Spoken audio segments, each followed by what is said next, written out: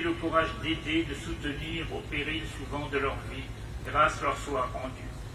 Les policiers français, les gendarmes français qui ont obéi aux ordres de leurs supérieurs en mettant en œuvre la rafle du Veldiv et d'autres rafles encore après et ailleurs, sont les ancêtres de ceux qui aujourd'hui, avec le même zèle, traitent les migrants, les sans-papiers, les députés des droits humains, ces êtres vivants qui essayent de survivre dans le dénuement, seuls ou en famille.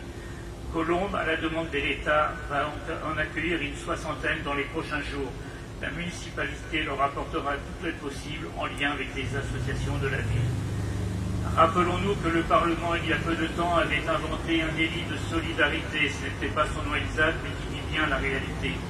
Finalement remise en cause par le Conseil constitutionnel qui a consacré la valeur constitutionnelle de la fraternité, un des trois piliers de notre devise républicaine, aussitôt contourné par la loi Asile et Immigration de septembre 2018 qui est venue durcir la loi initiale.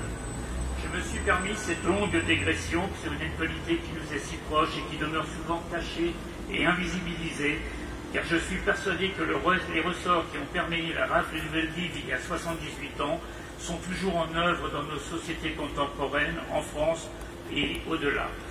D'où notre nécessaire vigilance pour que, lorsque nous crions « plus jamais ça », nous nous considérions comme des vigies de la fraternité, des acteurs de la solidarité, et que ce cri soit celui de l'espoir envers celles et ceux qui n'ont pas la même couleur de peau, la même langue, la même religion, et qu'on enferme dans une notion de race qui n'a pas lieu d'être. Le souvenir de la rafle du Veldiv, c'est aussi cela.